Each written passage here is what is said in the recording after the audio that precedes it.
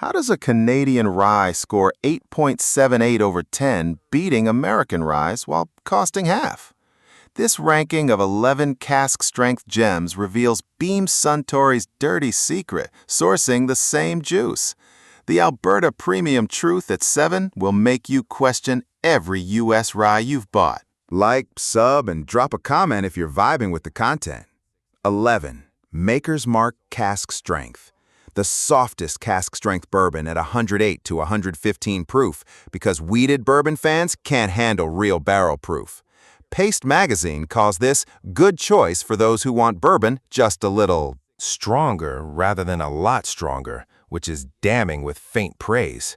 Maker's Mark dumps this at whatever proof barrels happen to be, no consistency batch to batch, then markets variability as authenticity. Reddit debates whether this even counts as cask strength, since real barrel proof starts at 120 plus proof. One user called it cask strength for cowards. The wheat mash, 70% corn, 16% wheat, 14% malted barley, creates mild sweet nose with whipped cream, thick viscosity, bread-like body before pepper burn.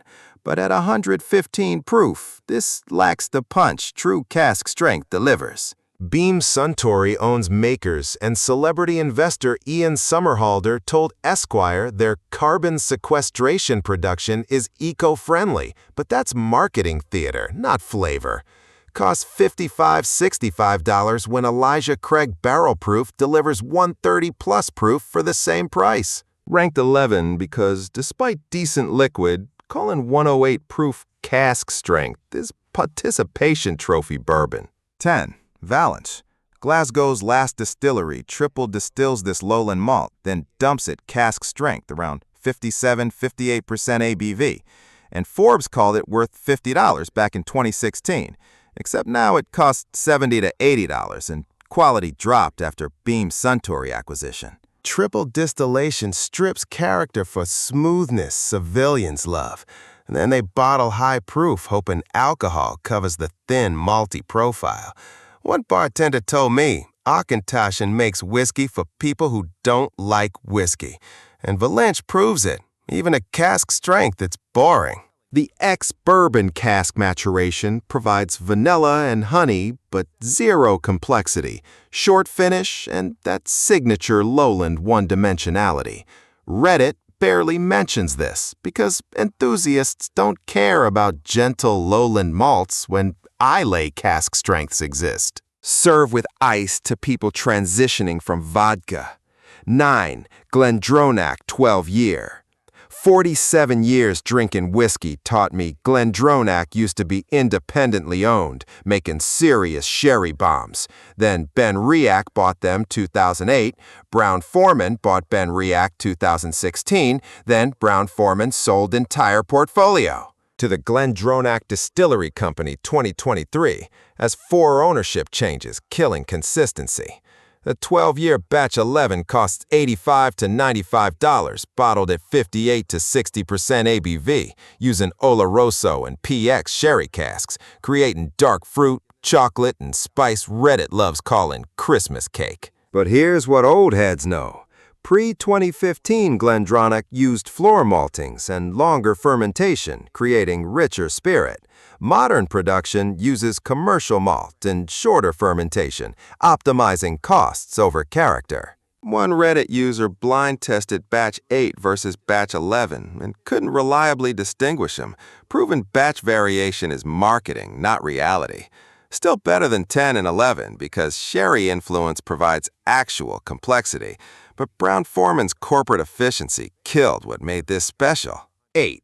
Kilchoman. Fuck your heritage distillery worship. Kilchoman launched 2005 as Islay's first new distillery in 124 years, immediately bottled cask-strength quarter cask maturation, and Forbes said it's excellent, though a bit more elusive at $90.50. Quarter casks, 125 liters versus standard 200, accelerate maturation through higher wood-to-liquor ratio, creating young whiskey 5 to 7 years with intense oak and peat at 58-60% ABV that challenges establishments' age equals quality dogma.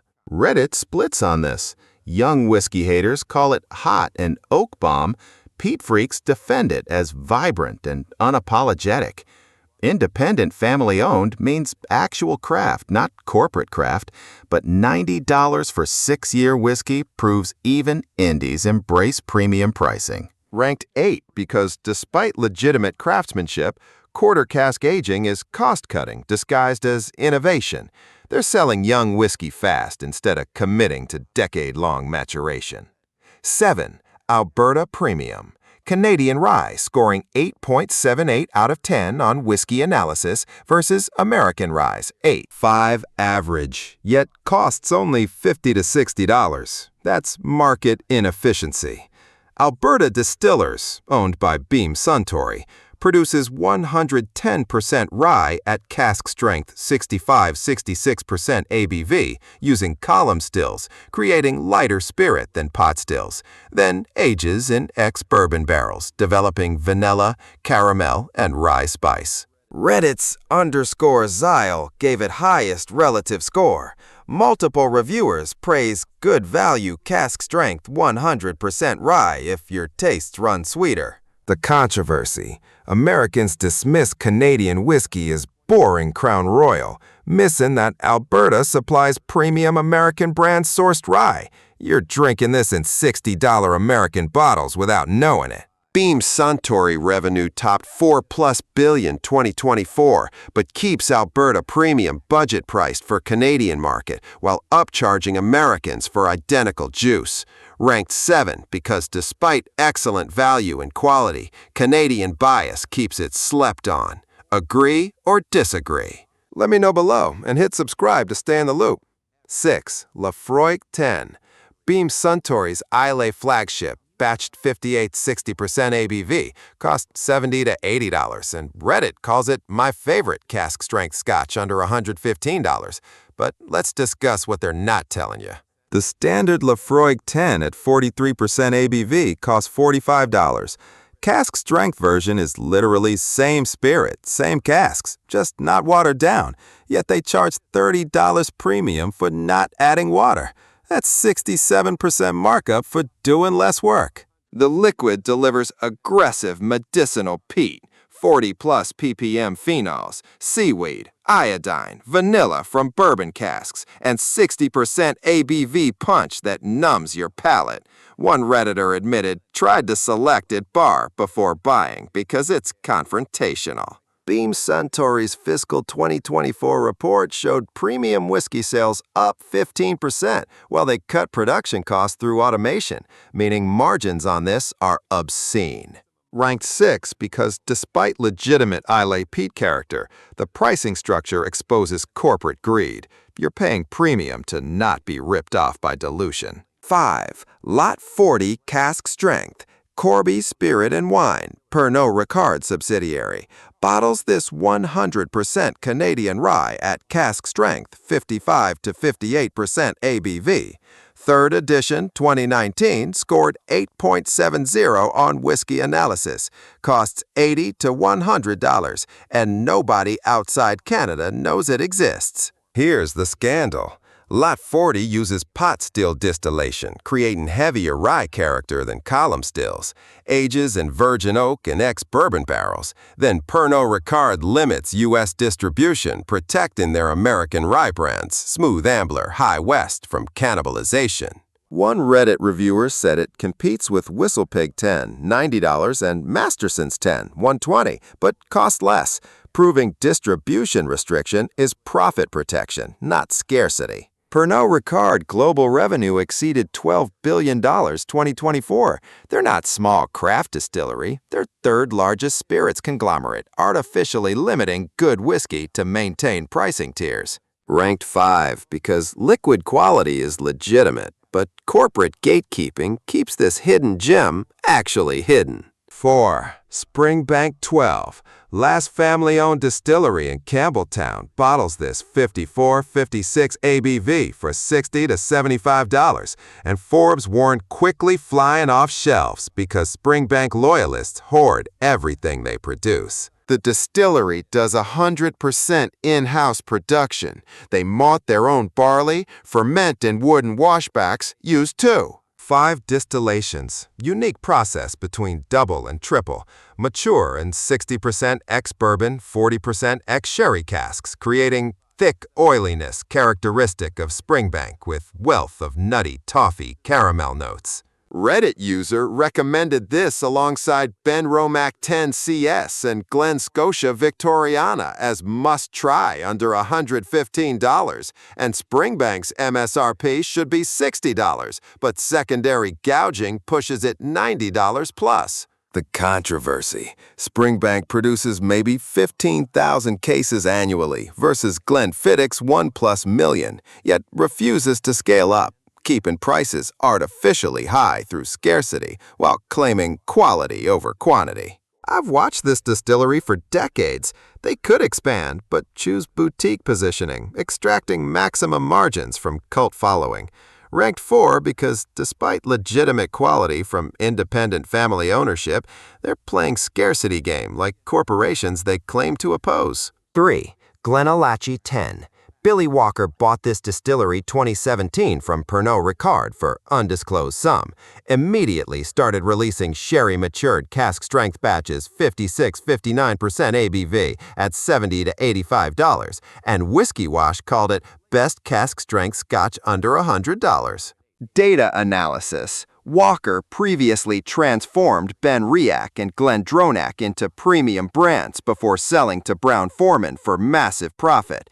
Now he's running identical playbook on Glenallachie. Acquire undervalued distillery, flood market with premium cask strength releases, build cult following. Flip to major conglomerate. Batch 8 scored 8.5+ ratings across multiple reviewers using PX and Oloroso sherry casks, creating dark fruit, chocolate, coffee, spice at high proof. Reddit recommends this alongside orange sherry 55.8% as bolder flavors with more punch. The hidden gem angle. You're buying during Walker's value phase before he flips company and new owners raise prices 40% like happened with Glendronach post Brown-Forman. ROI analysis. Current $75 bottle will cost $110 plus post-acquisition in 2 to 3 years. Rank 3 because liquid quality is exceptional and you're timing market inefficiency before corporate buyout. Enjoy the video? Smash that like button and sub so you never miss a drop. 2. Benromach 10. Gordon and MacPhail. Independent family bottler since 1895. Bought Benromach Distillery 1993. Rebuilt it. Releases this 10-year cask strength 57-60% ABV at $65 to $75. And it's the hidden gem nobody talks about. The distillery produces only 160,000 liters annually using traditional methods, floor maltings, wooden washbacks, first fill sherry casks dominating maturation, creating rich sherried profile with peat, 12 ppm, moderate smoke, at honest price. Reddit user specifically recommended this alongside Glen Scotia Victoriana, saying, based on what you like, I think you'd enjoy Ben Romac 10 CS, but it gets zero hype versus Springbank or Lefroy. Here's why it's 2. Gordon and MacPhail remained independent 130+ years while competitors sold out. They're not flipping distillery for profit, they're building legacy. That's rare. The liquid delivers sherry richness, moderate peat balance, 60% ABV intensity, and complex evolutions B-side cask strengths can't match at this price. This represents what Scottish whiskey could be if corporations didn't optimize heritage into quarterly earnings. Serve neat to taste integrity. 1. Aaron Sherry Cask, 55.8 ABV. Not labeled cask strength, yet bottled at 55.8 ABV, costs $70 to $85, and Reddit buried the lead. Aaron Sherry, not labeled cask strength, but 55.8%, as if legal technicalities matter more than liquid. Here's the conspiracy. Scotch whiskey regulations don't mandate cask strength terminology. Distilleries choose whether to market high-proof whiskey as cask strength or not, and Arran deliberately avoids the label to dodge premium pricing expectations. Isle of Arran Distillers, independent until 2019 when they became public company Arran Distillers Holdings, produces this using first fill sherry hogsheads, no age statement, likely 8 to 10 years, non-chill filtered, and the 55.8% suggests they dumped barrels around 56-57%, then vatted for consistency. One Redditor said, advantage of cask strength is flavors are bolder and stronger and have more punch if you drink it undiluted or minor dilution. Exactly what this delivers without premium label tax. The liberation. All whiskey terminology is arbitrary marketing. Cask strength, barrel proof, high proof mean nothing. Only ABV percent and quality matter. Arran proved you can bottle exceptional 56% ABV sherried malt. Avoid buzzwords. Price. Multiple blind tastings show this equals or beats labeled cask-strength bottles costing $95 to $120. Ranked 1 because it exposes the ultimate truth. Whiskey industry invented terminology to justify markup, and once you see through the theater, you're free to buy based on proof and palate, not marketing. This is enlightenment in a bottle.